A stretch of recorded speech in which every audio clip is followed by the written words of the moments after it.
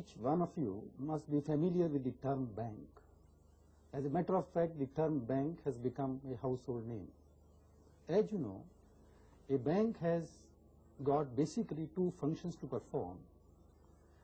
Number one, it accepts deposits from individuals and institutions who have surplus funds with them.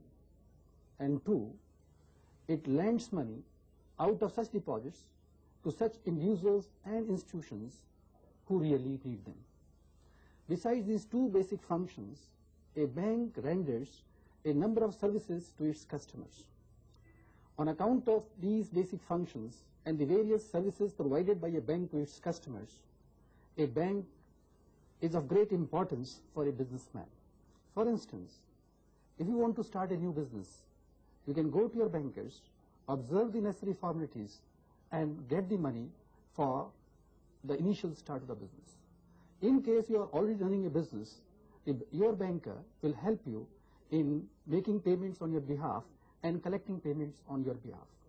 On account of these reasons, banking services have become an important tool for trade and industry. In this program, we are going to explain to you how bank is useful, how you can open and operate a bank account. We have a friend here, Mr. Ramesh, who has recently started a new bookshop. He wants to have an understanding about the various banking facilities and how to open and operate a bank account. He is going to the manager of a bank. Let us see his experience. So, you also come along when he is coming over, and then we can continue our discussions. Okay? So, tomorrow at 11 a.m. will do. Thank you. What can I do for you? I'm Ramesh. I'm a BSc graduate. I've just started a bookstore. I've come here to find out how your bank can help me in running my business. Our bank will certainly be helpful to you in many ways. You must be aware that the main function of a bank is to collect deposit from public and distribute loans to people who need it, and especially those who are in business. You can open an account with us and deposit your money in it. I do not want to deposit my money in the bank because whenever I have to deposit or withdraw money, I have to come all the way to the bank. No, I do not want to waste my time like that. I'll buy good iron safe and keep my money in it. I'll collect money directly from the customers and pay directly to the suppliers. Mr. Ramesh, you are mistaken. If you keep the cash in a safe, there is a danger of theft. And every time when you receive cash or pay cash, you will be wasting time in counting it. Moreover, your business will become big and you will have to employ a cashier. And this will increase the risk of misappropriation. There is also a difficulty of remitting the cash to distant places. So, if you deposit your money with us, it will be safer. It will be much easier and safer for you to pay to your suppliers through a check. Similarly, you can collect your payments through check from your customers and give it to us for collection. Yes, it seems it's safer and convenient to handle my financial transactions through bank. But is it possible to take money from the account whenever I want it? Well, frequency and amount of withdrawal depends on the type of account you open with us. It means you have different types of accounts? Yes, of course. We have three types of account, namely savings bank account, fixed deposit account, and a current account. Oh, what is the difference between these three accounts? Saving fund account is useful for small savers. They can withdraw the money on demand, but there are certain restrictions on such withdrawals. What is this fixed deposit account? Fixed deposit account is suitable for people who can spare a certain amount of money for a fixed period. They get higher interest, but they cannot withdraw that amount till the expiry of that period. Oh, I see. And what about this current account? Current account is the account which is most suitable for business concerns because there is no restriction on the frequency and amount of withdrawal in it. But you do not get any interest in such accounts. You know. It means if I open a savings bank account, I cannot withdraw money freely because of some restrictions. And similarly in a fixed deposit account, money can be withdrawn after the expiry of a certain date. It means it is only the current account in which I can withdraw money freely without any restrictions. And in my business, I have to take out money very frequently. And even if I do not get any interest, I think I should open a current account.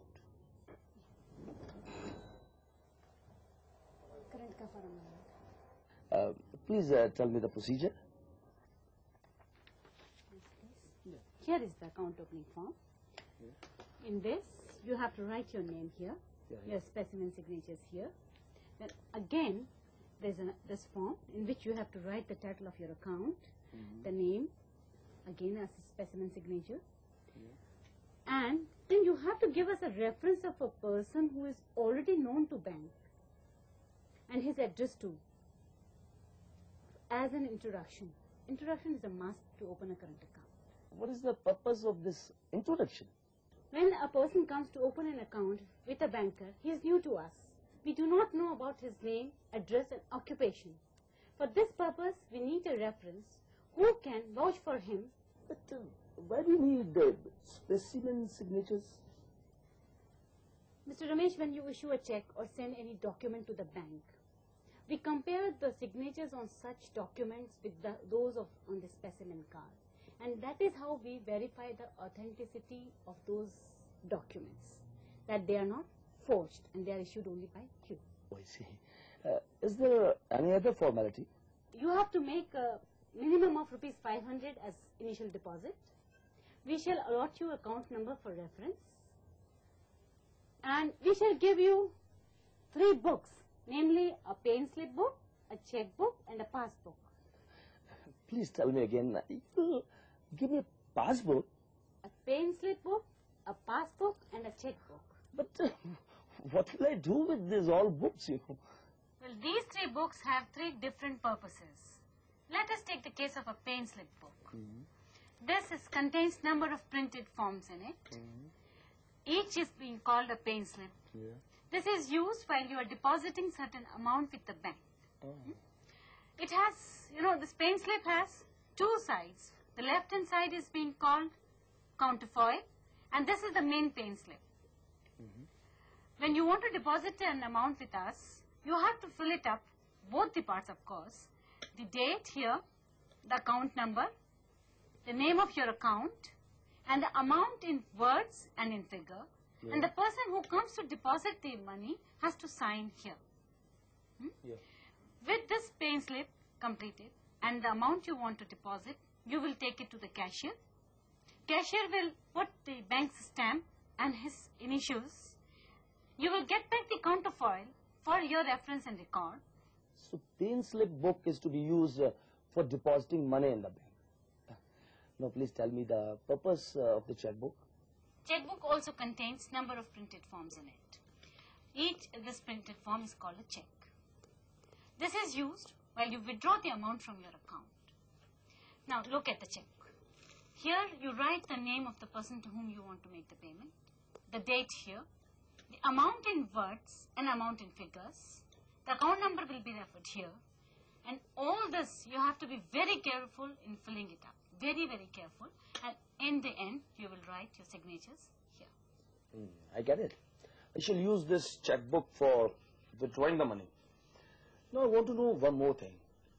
Is it necessary for me to come to the bank personally to withdraw money? You need not come personally. As a matter of fact, a check is an order to the bank to pay a certain stated sum of money to the person in whose name the check has been issued. You can also issue the checks to your creditors, write their names here, and they can collect the payment through their bank. But what is the significance of these words, this or bearer? This means anybody who brings the check and presents it to the counter of a bank is entitled to take the payment of the check.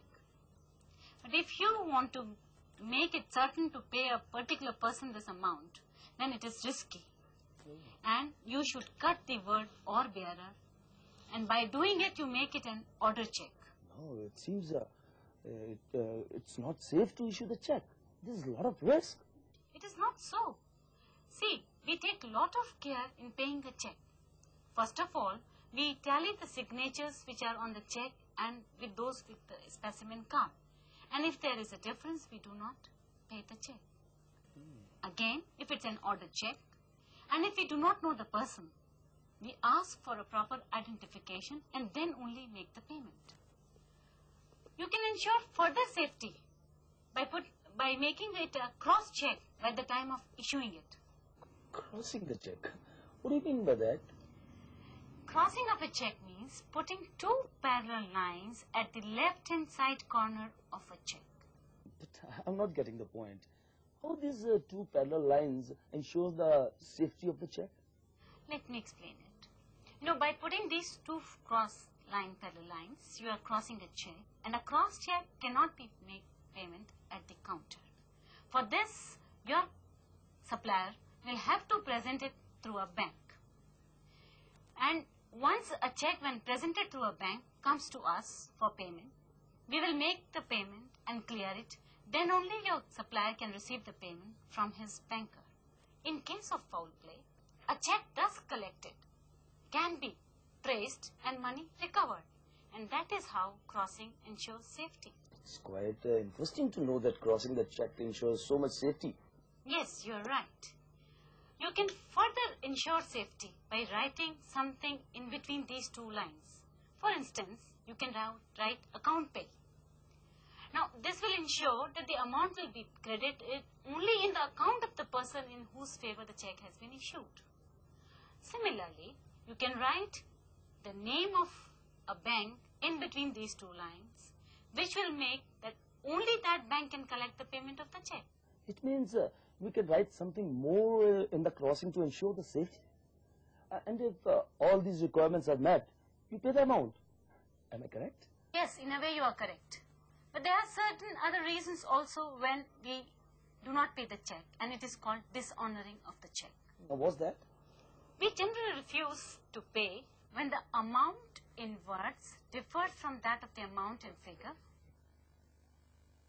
No date is written on the check, or a future date is written, or the date is more than 6 months old. When there is no sufficient balance in your account, and when the bank has come to know about the death of the withdrawer, or his becoming insolvent or insane, we tally the signatures which are on the check and with those with the specimen card. And if there is a difference, we do not pay the check. Please tell me about the passbook. You see, we maintain a complete record of all your transactions in our books called ledger. A passbook is a complete copy of those transactions.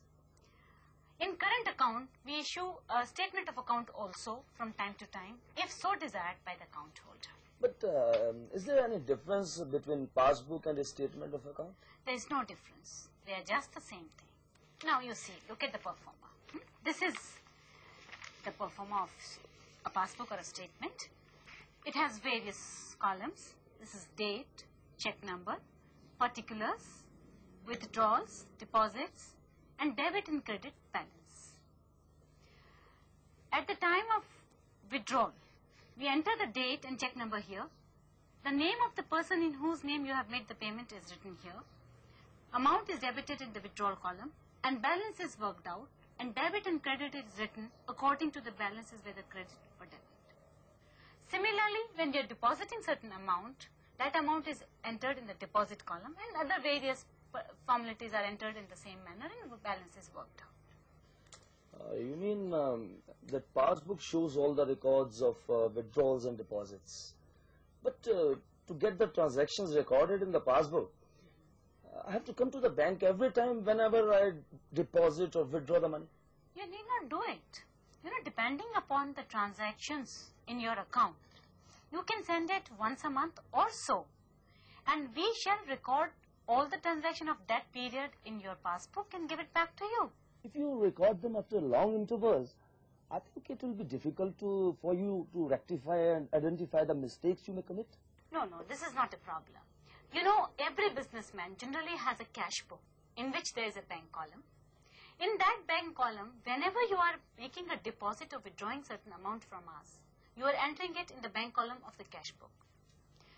Now, when we give back the passbook to you duly entered, you can compare the entries from the bank column of the cash book, and if you find some discrepancies, you can bring it to our notice. We shall rectify it. That's fine. But, tell me, what kind of loan facilities you will provide me when I will become your customer? See, loan facilities are given as per the requirement of the customer, okay? But we generally provide 4 types of loan facilities. Short-term loans, cash credit facility, overdraft facility, and purchasing and discounting of bills and checks.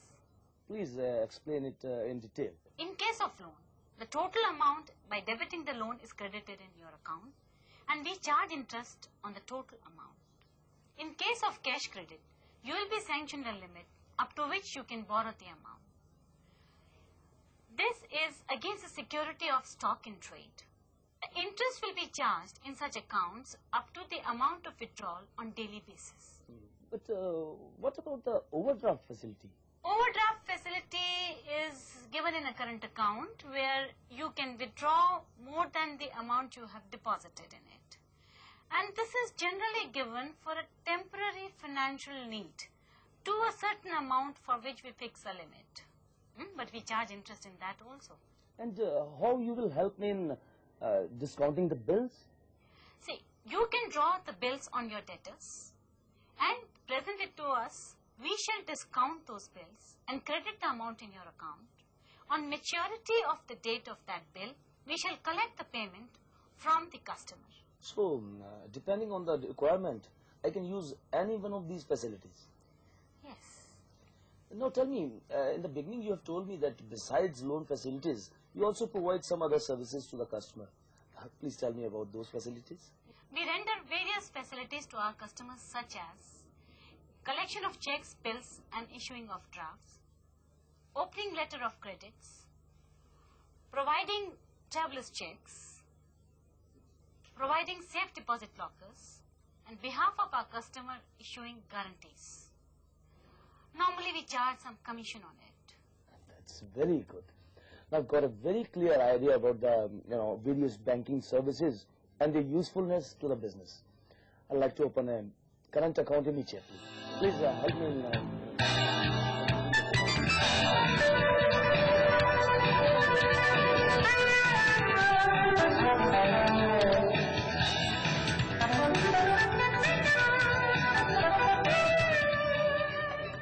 As you have seen how to open and operate a bank account, we have also seen the various facilities which are provided by a bank.